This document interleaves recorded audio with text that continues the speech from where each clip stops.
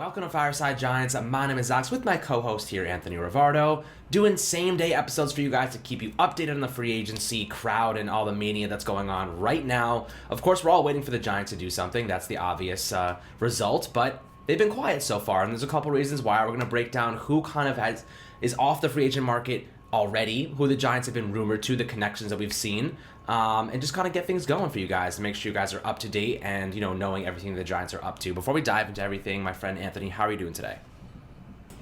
I'm doing real good. I'm very excited. Free agency is finally here, right? It's started. It's happened. Jonnu Smith just signed with the Patriots. Really interesting signing. Love that fit for them.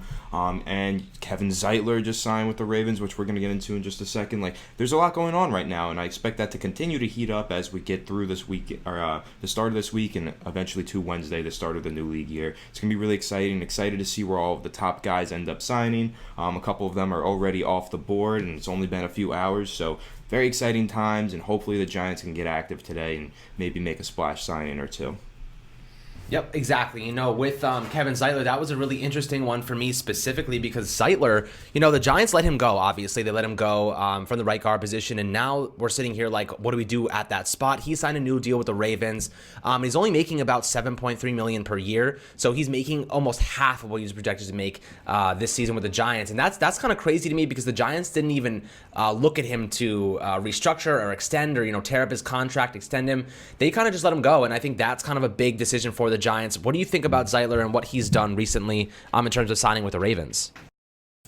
I'll say I read somewhere, I don't remember which reporter said this, but there was a beat writer that said it's easy to see why Kevin Zeitler didn't want to take a pay cut to stay with the Giants, because instantly he went somewhere else and got pretty much the same amount of money. I think he's making $10 million this year in this first year of his contract with Baltimore. So I get it. I probably wouldn't have taken the pay cut either if I were him. He made the right decision. It just sucks that the Giants didn't have the cap space to keep him, because I thought that price tag, it was a little high. The cap hit for him this year was a little high, but, he's a pretty solid guard still, and he's a really good player, and he's only 31. Guards have quite a few years left.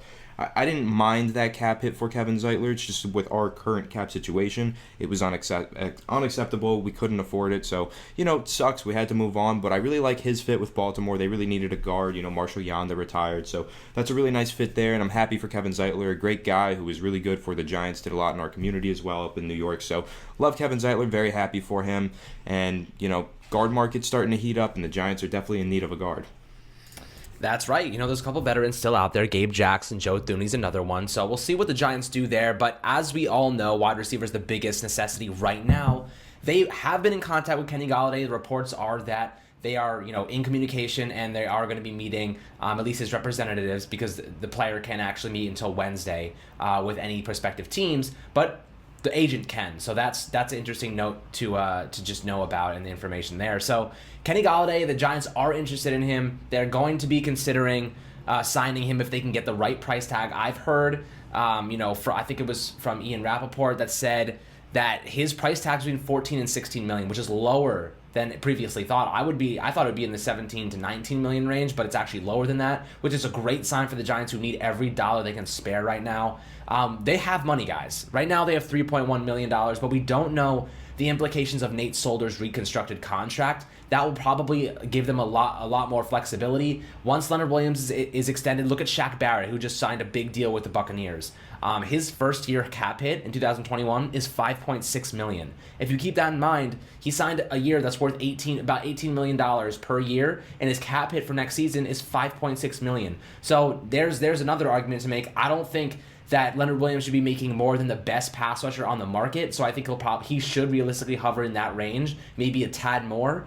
But the Giants can manipulate that contract so it has a low cap hit in the first year, which gives them even more money to sign Kenny Galladay. With Nate Solder's reconstructed contract and extending Leonard Williams, I think Kenny Galladay is a pretty realistic player to actually think about right now. They can restructure other deals, they can cut a few other players, but if I'm the Giants, I'm looking at Kenny Galladay saying we can put down a good offer on him, and if we miss out, another guy that I really like is Curtis Samuel. I know people disagree with me a little bit because he's not that big body, but I love his versatility. He's a 4-3 type of guy. He's 24 years old, just hitting his prime, super versatile, can align outside slot, and in the Z, and as a running back. And Anthony, I haven't even told you this yet, but we have a an interview this Friday with David Robinson to talk about Sterling Shepard and why he's an outside receiver.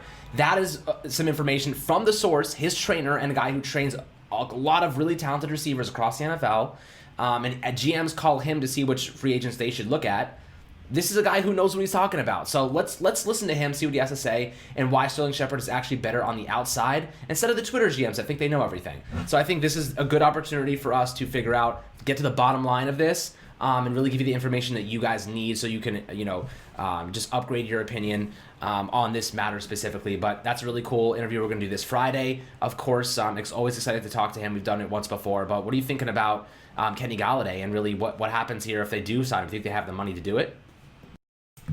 Yeah, I'll say that's really exciting that we're going to be doing that interview. David Robinson was awesome to talk to last time we spoke with him. This is a guy who's trained Antonio Brown and tons of other stud wide receivers and does a lot of close work with Sterling Shepard. So you really are getting the information from the source, that elite Fireside Giants content. So stay tuned to that. That's awesome. I've been hitting the freaking table saying Sterling Shepard plays on the outside. He has not played in the slot in multiple years. He's played multiple seasons on the outside, and he's still been as efficient as he was in the slot pretty much. Like, he's still been a great player. So I'm excited to have that discussion. But moving on, let's talk about Kenny Galladay real quick. Now, 14 to 16 million is actually very affordable. I think that's really realistically a number that the Giants can meet. If they can give him a $15 million per year contract and he's happy with that, say similar to James Bradbury's contract, 3 years, $15 million per year, I think that's really reasonable for the Giants. I think they can absolutely meet that asking price. But I gotta say that might be the price tag right now, 14 to 16 million. But there's reportedly half a dozen teams that are actively trying to pursue Kenny Galladay right now. So once those bids start getting placed, that price tag could go up. Realistically, a team might just say screw it and give him 20 million a year. That literally that could happen. That's kind of scary for Giants fans. But you know what? Let's focus on the positive, right? That $14 to $16 million price tag right now, very affordable for the Giants. Literally have to make 1 to 2 moves and they can make that work. Because that first year could be a heavy signing bonus and it's really only a $9 million cap hit and then the rest is signing bonus, right? So you can get really creative with that contract for Kenny Galladay and you can absolutely fit that under the Giants cap. Not right now because we only have $3 million in space, but that's where we get into that Leonard Williams discussion, right? Now, the Shaq Barrett contract is really interesting, $18 million per year for the best edge rusher on the market. Typically, edge rushers are thought to be more valuable than interior defenders, right? So if the best edge rusher on the market is making 18, is Leo realistically going to get over $20 million on the open market?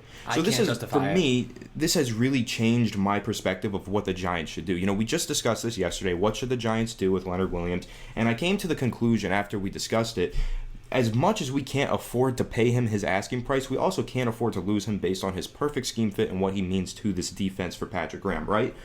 But now that I think about it, I don't think anyone else is going to see it that way. I don't think there's any other team that's going to look at him and see him as that perfect scheme fit. So for me, if I'm the Giants right now, I really might consider rescinding the franchise tag, getting that money back, spending it on Galladay, and then hitting up Leonard Williams a week later because if no one's going to pay him $23 million a year, and he's not getting that on the open market. If Shaq Barrett can't get that on the open market to stay with Tampa Bay, I don't see Leonard Williams hitting the open market and getting that $23 million a year that he wants. So for me, I honestly, if I'm the Giants, I might take that risk. Let him hit the open market, test the waters, hit him up in a couple of days, offer him $18 million a year at the most, because I really, really realistically think that's all he gets on the open market at this point. So I think the Giants have just painted themselves into a corner, and they're kind of stuck, and they feel like they have to meet Leonard Williams' demands because they traded a 3rd and 5th round pick for him. He was great for them last year. The perfect scheme fit thing is a serious argument. The Giants really need to retain him because of that,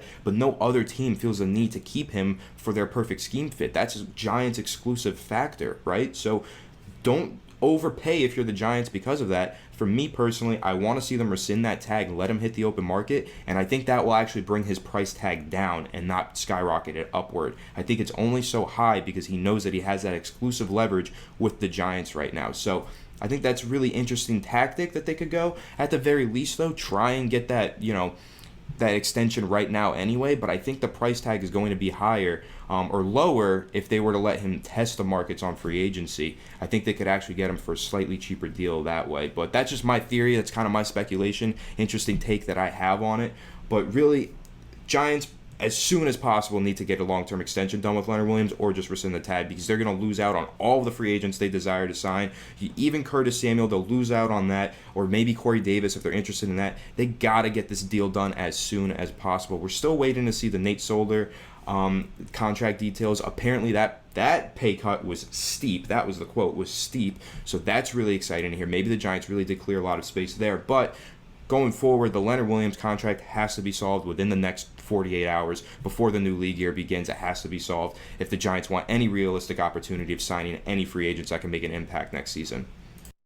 Yeah, I mean, the Giants just have to be below the salary cap on Wednesday. And right now they are. They have $3.1 million in cap space. So right now they're okay, but legal tampering has already started and teams are already officially signing players, or more so not officially, but they have the contracts in place to sign the second Wednesday hits.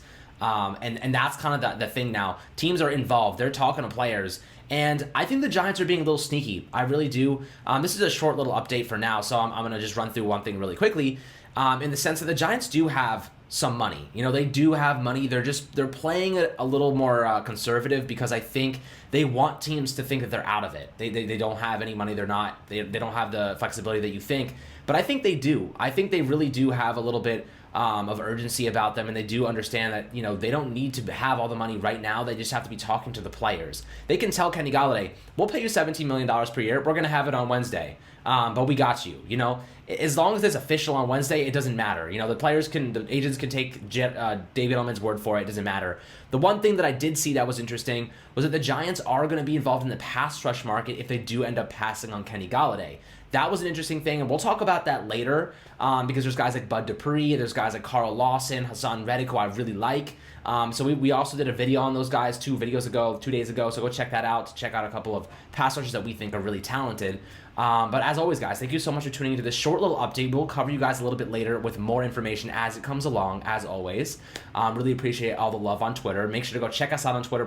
I'm posting constantly updates, so you guys have everything you need. And heading into this free agency with a little information to kind of base your opinion on, because I know there's a lot of crap going on right now, but I got you guys with everything that I can find that is accurate. But as always, thank you so much for tuning into Fireside Giants. We'll catch you guys on the next video.